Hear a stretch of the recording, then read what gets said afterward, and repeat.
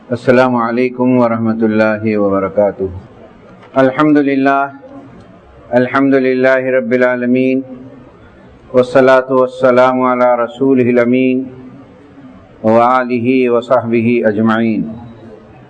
اما بعد فاعوذ باللہ من الشیطان الرجیم، بسم اللہ الرحمن الرحیم۔ ھذا یوم الفصل جمعناکم الاولین فَإِنْ كَانَ كَيْدٌ فَكِيدُونِ وَيْلٌ يَوْمَئِذٍ لِّلْمُكَذِّبِينَ۔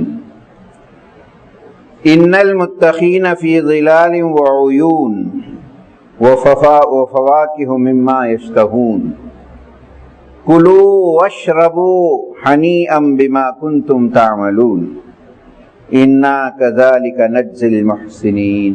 صدق اللہ العلی العظیم۔ برادران اسلام، محترم بزرگوں، عزیز ساتھیوں اور عزیز طلباء، اللہ تبارک و تعالیٰ کا ہر حال میں احسان عظیم ہے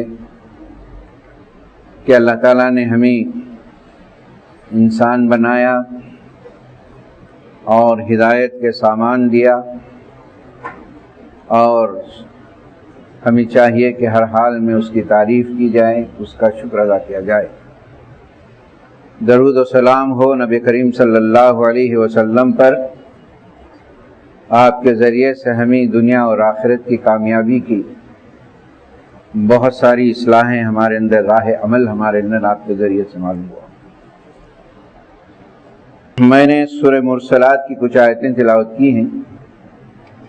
اس سے پہلے ابھی انٹر اور 10th کے نتائج ہمارے سامنے آئے، جو پاس ہو گئے ہیں قابل مبارکباد ہیں، اور آگے کے راہ عمل کو اچھے طریقے سے اللہ تعالیٰ انہیں ہدایت سے مالا مال فرمائے، اور جو ناکام ہوئے ہیں کسی وجہ سے، وہ مایوس ہونے کی ضرورت نہیں۔ زندگی میں کبھی کبھار جو ہے ناکامی کامیابی کی ایک سیڑھی بن جاتی ہے، ماضی کو چھوڑ کر آگے کی تیاریاں کریں۔ لیکن دونوں نتائج میں ایک بات قابل غور ہے آپ کے لیے، انٹرمیڈیٹ کے ہو اور 10th کے ہو، اس میں خاص کر طلباء کے لیے بڑی غور و فکر والی بات ہے، جو تقریباً چند سالوں سے ہو رہا ہے۔ پرسنٹیج جو پاس ہونے کا ہے، آپ سے زیادہ لڑکیاں حاصل کر رہی ہیں۔ اچھی بات ہے، بہت اچھی بات ہے، مبارک۔ لیکن یہ وہ پوائنٹ ہے، یہ وہ محور ہے جو لڑکوں کے لیے بہت قابل غور ہے۔ آگے کے جو مسائل ہو رہے ہیں، جو حالات ہو رہے ہیں، ایک بڑا ریزن ہے اس کے اندر۔ تو طلباء سے میری گزارش ہے کہ ان چیزوں کو آسان نہ لیں، اور جو چیزیں آتی ہیں ہمارے لیے سبق کے لیے ہوتی ہیں، آپ چاہیے کہ آپ آگے بڑھیں۔ دنیا آپ کا مقام بہت ہے، آپ آگے بڑھنا چاہیے، اور اس کی غفلتیں، لاپرواہیاں اچھی نہیں ہیں۔ بہرحال میری دعا ہے کہ اللہ تعالیٰ آپ کو ہمیشہ کامیاب رکھے، اور بہت جلد دوسرے بھی نتائج آنے والے ہیں، CBSE ICSE وغیرہ کے۔ ہماری دعا ہے کہ اللہ تعالیٰ سب کو اچھے نمبرات سے کامیابی حاصل کرے۔ یہ بات ضمنی تھی۔ اب میں نے جو آیتیں تلاوت کی ہیں سورہ مرسلات کی آیتیں ہیں۔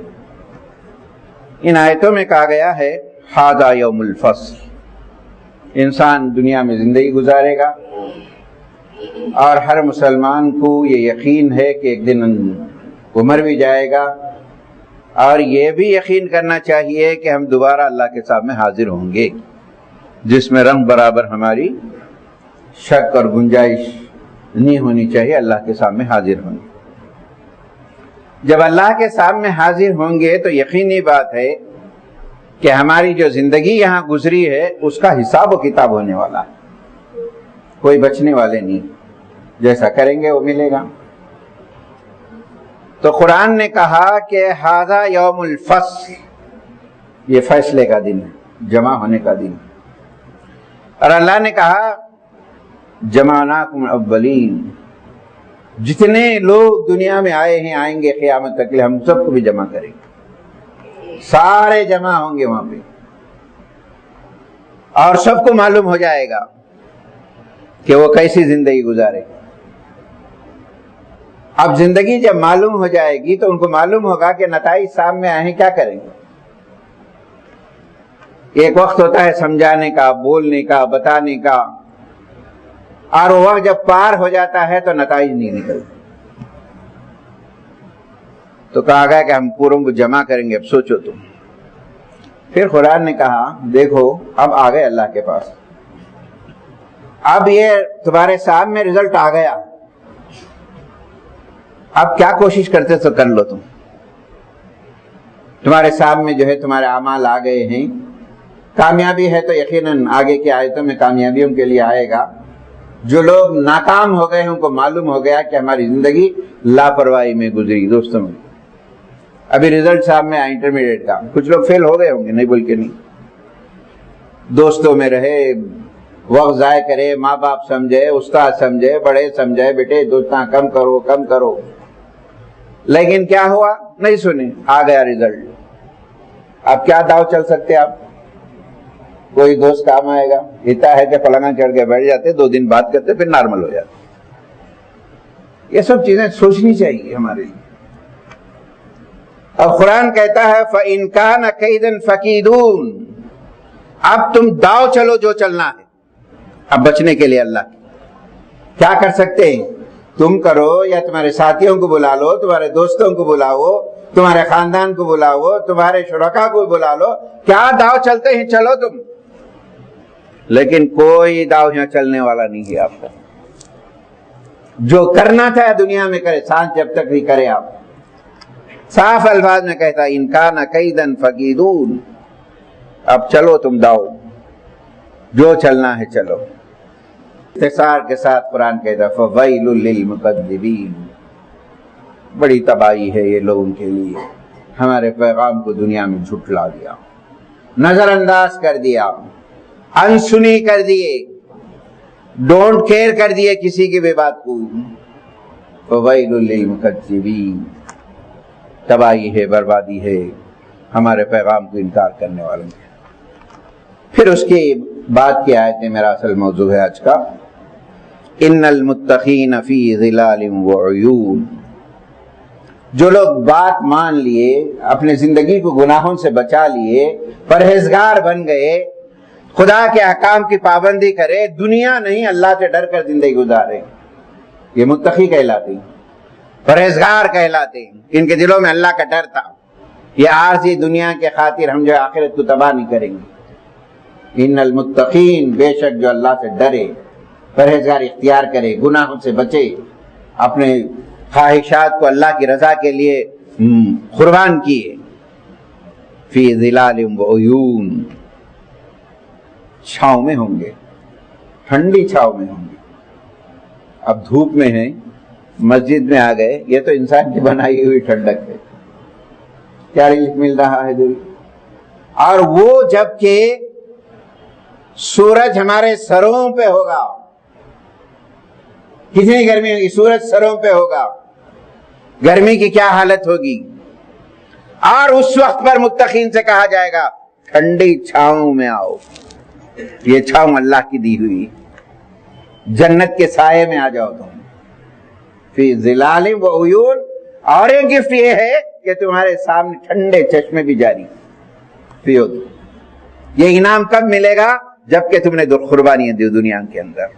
وہ ظلال وعیون, پرہیزگار لوگوں کے لیے اللہ کے پاس ٹھنڈی چھاؤں اور چشمے جائی. اور پھر وفواکہ مما یشتہون, انسان کتنا بھوکا رہ سکتا, خواہشات کھانے کے ہوتے, اور تم کو وہ میوے دیے جائیں گے جو تم چاہیں گے, تمہاری مرضی سے دیا جائے گا. یہ نہیں کہ یہی کھاؤ اتنا ہی کھاؤ, نہیں. قرآن میں جب جنتوں کے نعمتوں کا ذکر آتا ہے تو وہاں کہا جا رہا ہے کہ دنیا میں مہنگی سے مہنگی چیز کھانے کے لیے ڈر ہوتا ہے کہ کہیں ختم تو نہ ہو جائے, بچا بچا کے رکھتا ہے. لیکن اللہ کے پاس جو نعمتیں ہیں تمہیں کوئی روک نہیں ہے, جو چاہے کھاؤ, جو چاہے حاضر کر دیا جائے گا. وہ فواکہ مما یشتہون. دیکھیے اللہ کا کتنی خوشخبری. پہلے تو چھاؤں, ٹھنڈی ہو چھاؤں, ٹھنڈا پانی, میوے تمہاری مرضی سے. اور اللہ تعالیٰ کہہ رہا ہے کلو واشربو، کھاؤ تم اور پیو تم اللہ کی طرف دینی ہو نعمت. کھاؤ، امر کا صیغہ، کھاؤ یہ اللہ کی نعمتیں ہیں. کیوں کھاؤ کہہ رہا ہے اللہ تعالیٰ؟ ہنیم، مزے سے کھاؤ، بما کنتم تعملون، تم دنیا میں کام کر کے آئے ہیں وہ بدلہ دیا جا رہا ہے. تم نے محنتیں کی ہیں، اللہ کی مرضی پر زندگی گزاری ہے، قربانیاں دی ہیں، شرک سے بچے، گمراہیوں سے بچے، برے دوستوں سے بچے، برے ساتھیوں سے بچے، حلال کمائے، حلال کھائے، اپنے گھر کے ماحول کو اللہ کے ڈر میں رکھے، زندگی خوف و خدا کی زندگی گزاری. قرآن کہتا ہے کلو واشربو حنیم بما کنتم تعملون، تم نے کیا ہے وہ ہم دے رہے. پھر اور ایک پیارا جملہ ہے انا کذالک نجزی المحسنین، ایسی ہی بدلہ دیتے ہیں ہم ان لوگوں کو. دیکھو کتنا بھاری لفظ استعمال کیا اللہ نے اپنے بندوں کے لیے. اسی طریقے سے ہم بدلہ دیتے ہیں احسان کرنے والوں. حالانکہ اپنے فائدے کے لیے ہم نے عبادتیں کی، ہم نے اپنی نجات کے لیے محنتیں کی. اللہ کہہ رہا کہ دیکھو تم نے احسان کیا، لوگوں کے ساتھ احسان کیا، اللہ کی رضا کے لیے احسان کیا، دیکھو ہم ایسی ہی بدلہ دیتے ہیں. ان آیتوں میں جو تصور دیا گیا ہے جنت کی نعمتوں کا. اب ایک حدیث سنیے، گزشتہ جمعہ نے اس سے پہلے جمعہ میں ایک خطبہ دیا تھا، اصل میں اس کا کنٹینیوشن گزشتہ جمعہ تھا، اتفاق سے میں نہیں تھا. تو اس جمعہ میں نے 9 افراد کا ذکر کیا تھا جو اللہ کے مبغوض بندے، جو اللہ پسند ہی نہیں کرتا ہے لوگ. اس کے وجوہات بتائے ہم نے، تکبر، غرور وغیرہ وغیرہ. اب اس کے برخلاف اللہ ایسے لوگوں کو پسند بھی کرتا ہے. اب جیسے جو آیتیں آئی متقی، پرہیزگار، ان کے انعامات. اور کچھ ایسے بندے بھی ہیں اللہ کے، اور اللہ تعالیٰ ان سے بہت زیادہ خوش ہو جاتا ہے، بہت زیادہ انعامات بھی دیتا ہے. بعض وقت ان سے بات بھی کرتا ہے، بعض وقت اتنے خوش نصیب ہے کہ اللہ تعالیٰ کا دیدار بھی نصیب ہوتا ہے. اللہ ہم سب کو دیدار نصیب فرمائے. ایسا بھی ہوتا ہے. اور انہی افراد میں 7 افراد ایسے ہیں جن کو اللہ تعالیٰ ان کو بڑا مقام دے گا، بہت مقام دے گا. اور حدیث کے الفاظ ہیں، یہ حدیث جو ہے احادیث کی کتابوں میں 4 بابوں میں لایا گیا، 4 بابوں میں لایا گیا. مشکات 4 بابوں میں مختلف جگہوں پہ آئی ہے. کتنی اہم حدیث ہے. کتاب الصلاۃ میں آئی ہے، کتاب الزکات میں آئی ہے، کتاب الحدود میں آئی ہے، کتاب الرقاق. ان 4 الگ الگ مختلف حدیثوں میں اس حدیث کو بار بار لایا گیا. اب غور سے سنیے اس حدیث کو. 7 افراد ہیں، یذلہم اللہ فی ذلی، اللہ تعالیٰ ان کو اپنے سائے میں جگہ دے گا. یومن، اس دن، ذل الا ذل، کوئی سایہ نہیں رہے گا. اس وقت پر یہ 7 افراد کو اللہ تعالیٰ کہے گا آؤ تو میرے عرش کے نیچے بیٹھو. خوش نصیب افراد ہوں. حدیث کے الفاظ ابو ہریرہ اس کے راوی ہیں. مختلف جگہوں پہ حدیث آئی ہے. 7 افراد ایسے ہیں، اللہ تعالیٰ ان کو قیامت کے دن کہے گا کوئی سایہ نہیں رہے گا. اس وقت کہے گا کہ میرے سائے میں آ کر تم بیٹھو. تم اللہ تعالیٰ ہم سب کو بھی نصیب کرے. نمبر 1 پہلی چیز، امام العادل، انصاف کرنے والا. اپنی ذات پر انصاف، اپنے گھر کے افراد پہ انصاف، بیویوں پر انصاف، اولاد پہ انصاف. 2 لڑکے ہیں دونوں کے ساتھ انصاف، لڑکیاں ہیں تو لڑکیوں کے ساتھ انصاف، اپنے آقا ہے تو جو ہے خادموں کے ساتھ انصاف. دنیا میں امن اسی وقت قائم ہو سکتا ہے جبکہ عدلیہ کا نظام صاف اور شفاف ہو. یہ میسج ہے اسلام کا آج کی دنیا کے لیے. پوری دنیا میں عدل و انصاف کا نظام درہم بن ہو جاتا ہے، وہاں کے ملک کے حالات درہم برہم ہو جاتے ہیں. اور سب سے بڑا چیز انصاف. ہر جمعہ میں یہ آیت پڑھی جاتی، ہر جمعہ میں، ان اللہ یأمر بالعدل والاحسان، اللہ تعالیٰ تمہیں حکم دیتا ہے انصاف کا. جہاں انصاف ڈاواڈول ہو جائے وہاں پر معاملات خراب ہو، چاہے گھر ہو چاہے افراد ہو کہیں بھی کیوں نہ ہو. اگر وہ انصاف کرتا ہے تو اللہ تعالیٰ اپنے سائے کے اندر اسے جواب دے گا، بٹھائے گا. ہر معاملے ایک بڑا وسیع عنوان ہے دوستو. اپنے آقاؤں کے ساتھ، اپنے بچوں کے ساتھ، اپنے ملازموں کے ساتھ انصاف کا، انسانیت کے ساتھ انصاف کا معاملہ. کہیں بچوں میں انصاف نہیں ہوتا، کسی ایک کو چاہتے کسی کو کمزور کر دیتے، بیٹیوں کا حق نہیں دیتے، بیٹیوں کا حق مار دیتے، وراثت کے اندر انصاف نہیں ہوتا. یہ ایسا نظام جو ہے بہت دور تک ہماری زندگی کو برباد کرتا ہے. دوسری چیز یہ آپ کے لیے ہے میرے دوستو، میرے نوجوانوں، یہ بنائیے عزم. آپ اگر آپ زندگی میں دنیا میں کامیاب ہونا چاہ رہے، یہ اللہ کا کتنا بڑا انعام ہے تمہارے لیے نوجوانوں. وہ شاب، وہ نوجوان.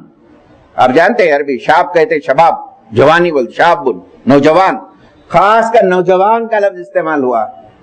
وہ شاب ایسا نوجوان نشا فی عبادت ربہ، اپنی زندگی کو اللہ کی عبادت، اللہ کی رضا میں گزار دیا. ہر وقت اللہ کا ڈر رہا، بھائی اللہ کا بندہ، اللہ کا تصور رہا. گھر میں ہو، کالج میں ہو، دوستوں میں ہو، یونیورسٹیوں میں ہو، ہر جگہ پر اللہ کا خوف. جوانی ہے، ابھرتے ہیں، عزائم ہیں، مختلف چیزیں ہیں. ان تمام حالات میں وہ سوچا کہ مجھے اللہ کے پاس جانا ہے. میری زندگی میں اس وقت پر، اس جوانی میں کوئی ایسا کام غلط نہ ہو جس سے ہماری زندگی کی پوری زندگی پر اثرات پڑے. وہ شاب، ایسا نوجوان نشا فی عبادت ربہ، اپنے رب کی عبادت میں گزارا. کتنی خوشخبری ہے نوجوانوں آپ کے لیے کہ اپنی زندگی کو اللہ کی رضا کے خاطر، اللہ کی خوشنودی کے خاطر، اپنی نجات کے لیے، اپنی آخرت کے لیے گزاریں. اس کو جو ہے اتنا بڑا مرتبہ دیا جا رہا ہے. تیسرا چیز ورجل. اب دیکھیں یہاں لفظ کامن آیا، پہلا خاص آیا نوجوانوں کے لیے، اب یہاں کامن لفظ آیا ورجل، ایسا آدمی قلبہ معلق فی المسجد. ایسا نوجوان، ایسا آدمی ایک نماز پڑھنے کے بعد اسے بڑی فکر رہتی ہے کہ دوسری نماز کا وقت آئے اور میں پڑھ لوں. یہاں تو الفاظ یہ ہیں وَقَلْبُهُ مُعَلَّقٌ فِي الْمَسْجِدِ، اس کا دل مسجد سے اٹکا رہتا ہے کہ کب نماز کا وقت ہو جائے اور میں نماز کو جاؤں. یہ نہیں ہے کہ نماز آخری وقت پہ پڑھے، بعد میں پڑھے. امام ابو حنیفہ رحمۃ اللہ علیہ کہتے ہیں کہ جو ہے آپ نماز کا وقت شروع ہو جائے آپ فوری پڑھ لو. اگر وقت چلے گیا، آپ وقت پار ہونے کے بعد خدا نخواستہ موت واقع ہو جائے، وہ جو چھٹی ہے نماز اس کا بھی اللہ تعالیٰ حساب لے گا. نماز جو ہے وہ ایک نماز کے بعد دوسری نماز کے لیے بے چین. چوتھا، یہاں دو آدمیوں کا ذکر ہے، دو دوستوں کا ذکر ہے جو بیٹھتے ہیں، گیدرنگ کرتے ہیں، ملتے ہیں، اور ان کا مقصد حیات کیا ہوتا ہے؟ ان کا بیٹھنا، ان کی گیدرنگ، ان کی میٹنگ، راتوں میں بیٹھنا، دن میں بیٹھنا. کیا کہا نبی کریم صلی اللہ علیہ وسلم نے؟ ورجلانی، دو آدمی تحابا فی اللہ، دوستی کیے صرف اللہ کے لیے. بھائی میں اس سے دوستی کرتا ہوں، اس سے میرے اخلاق اچھے ہوں گے. میں اس سے دوستی کرتا ہوں، یہ مجھے نماز کی دعوت دیتا ہے. یہ مجھے اس سے دوستی کرتا ہوں، یہ ہمیشہ اپنا وقت کو پڑھائی میں نکالتا ہے. میں اس سے اس واسطے دوستی کرتا ہوں، جو بھی وقت ملتا ہے لائبریری میں گزارتا ہے، کسی کھیل تماشے میں، کسی کے مذاق میں نہیں گزارتا ہے، کسی کے مذاق اڑانے میں نہیں گزارتا ہے. ورجلان تحابا فی اللہ، اللہ کے لیے دوستی کی. وجتمع، جمع ہوئے، علیہ وتفرقا، آپ پھر وہاں سے الگ بھی ہوئے، یہی ذہن سے الگ ہوئے کہ میں نیک رہوں گا، میں اچھا بنوں گا. آپ دوستو آپ کی دوستی کس طریقے کی ہو رہی؟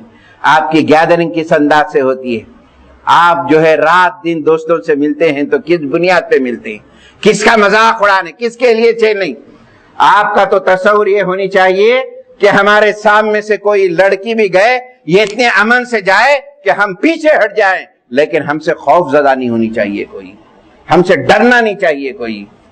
وہ رجل ایسے دو آدمیوں کے لیے کہا گیا ہے کہ وہ دوستی بھی کرے اللہ کے لیے، جب الگ بھی ہوتے ہیں ان کا تصور دوستی کا ہو۔